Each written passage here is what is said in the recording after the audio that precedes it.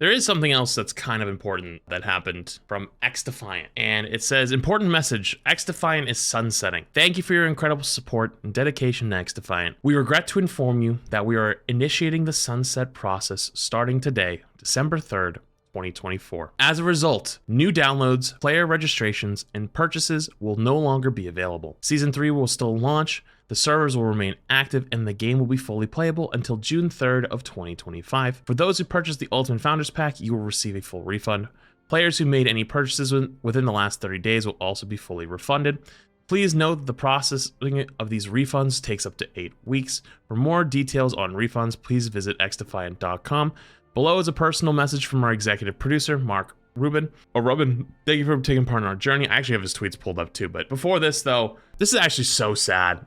This genuinely makes me pretty sad because XDefiant genuinely was so close. And I did a couple sponsor streams for them and I had a good time playing the game, but there was nothing that made me want to play it again the next day.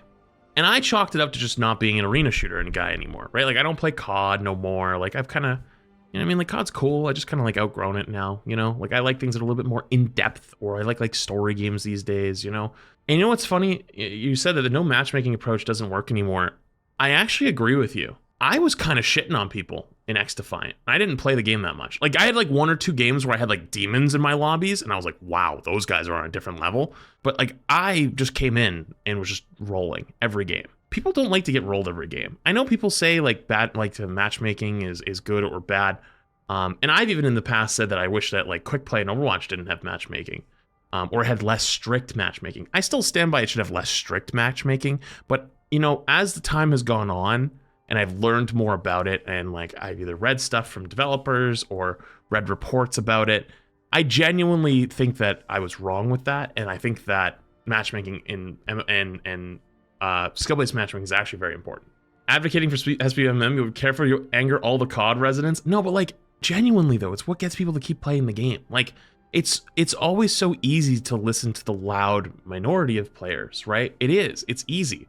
And it's hard to find that balance of like who is genuinely looking out for themselves versus who is looking out for the best interests of your entire game. It happens and it's hard to tell. And like, you know, some people really, really can't read that. XDefiant, I think, had the foundations of a good game. And I actually personally think that they called it too early. We're just hitting the point where the honeymoon phase of COD is going to be over. To me, it was honestly the hit detection. So you know what's funny about the hit detection? I actually disagree now because I had a second sponsored stream with them in a few weeks ago, if you guys remember, and their hit detection was much better.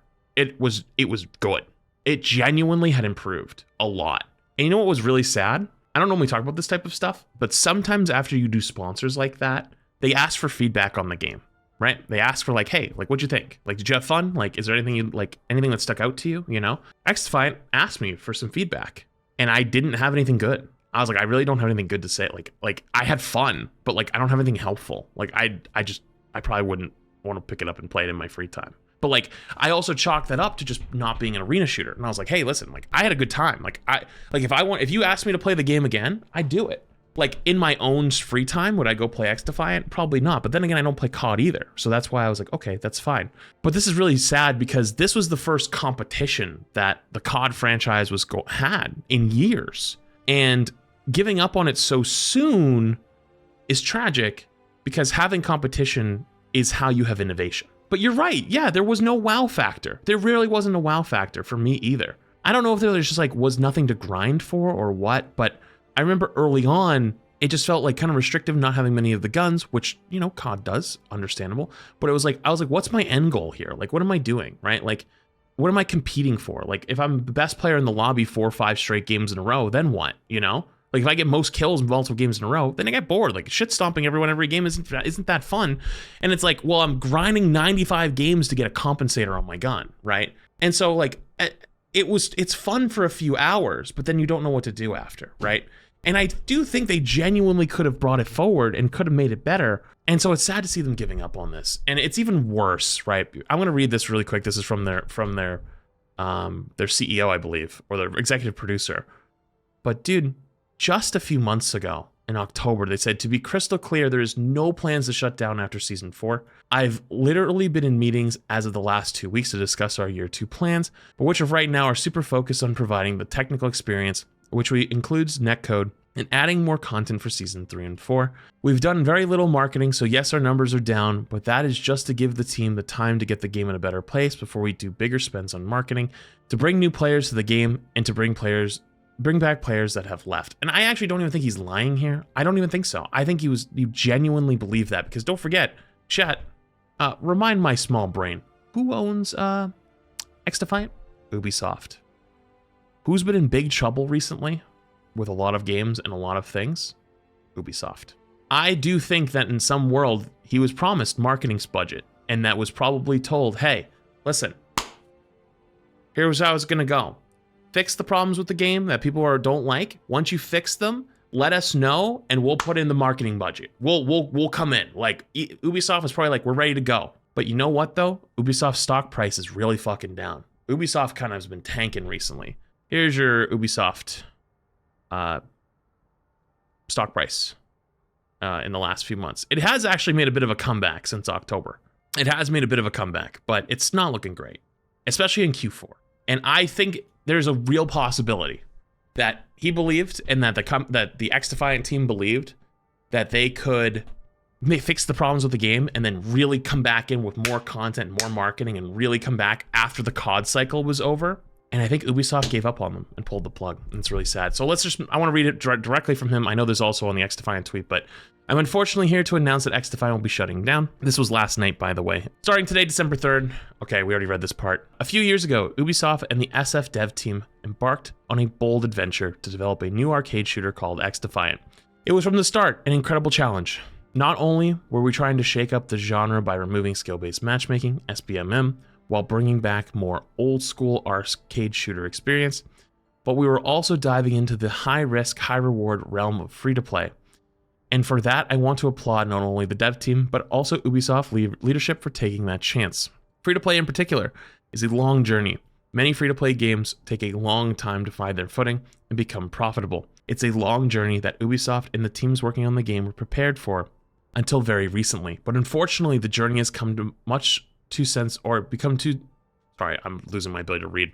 The journey has become too much to sensibly continue. So it is. Chat, 100%. That's what it is. They were ready to do it, but recent developers have made it so they can't continue.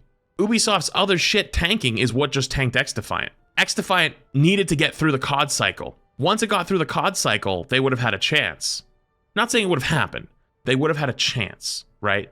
But they fucked it. It sucks. I am, of course, heartbroken to have you writing this post. Yes, this game has been a personal passion for me for years, and yes, I know that not all challenges lead to victory. But I also want to recognize that all the developers who are being affected by this closure, each and every one of them is a real person with a real life separate from our own, and have all put so much of their own passion into making this game. And I hope that they can be proud of what they did achieve.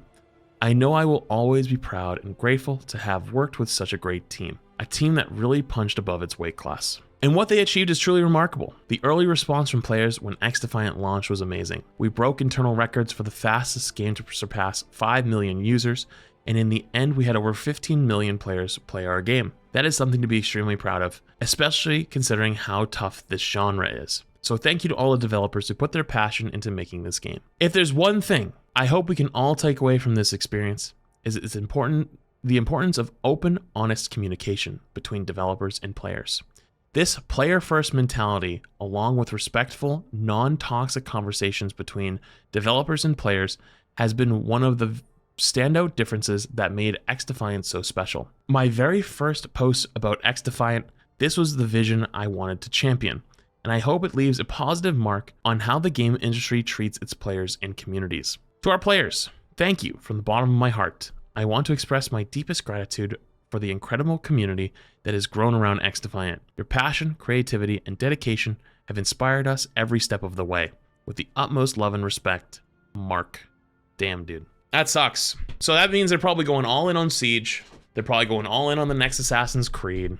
I don't think what other things Ubisoft's probably going really all in on. They're probably trying to have to cut. They have to trim out things that are not profitable or not making them any money, or they don't have a short-term future. That is really sad. And it's honestly, if you're a COD fan, you should be sad too, because having competition is really important. Having competition is really, really, really important. And not having any competition is not a good thing. I don't know why this just popped in my head. This made me think about, oh my God, Spectre Divide. This made me just think about Spectre Divide out of nowhere. If you want to see something grim, check their 5-year valuation on their stock price. Their 5-year price total return is negative 79.9%. So in 5 years, they've lost 80% of their company's value. That's so bad. No wonder they don't have the money for it. They have to trim. They don't have a choice. They actually don't have a choice. I'm not saying XDefiant was going to be the next like big game. Like it wasn't going to take over the industry, right? But if you gave it time, I think it could have had its own little niche. Hopefully the people at Ubisoft and working on XDefiant land on their feet, because they definitely had a good thing going. And I know that they were, there's something that at the end here he said that was really important of like having that communication with players, with that like respectful dialogue. I remember hearing back when the game launched that one of its biggest problems was hit detection, right? Hit detection was its biggest problem, and they fucking worked to fix it. And I can tell you from my own experience, I did sponsored stream, we can go back and look. I played it when it first came out. And I remember playing it and going, this is a little tough. And then when I went back, when I got sponsored again at the season 1, or when the Siege stuff came out, I was like, oh, it's better, but like you could still see the problem. And then the most recent time for season 2 or whatever, it felt good. Like the hit detection felt on point. They definitely fixed the problem. It sucks to see that they probably did so much work to get this stuff fixed, and then it just kind of falls apart. But another one bites the dust, unfortunately. XDefiant. You were a good game. I enjoyed playing you. Not my genre, but I respect what they did.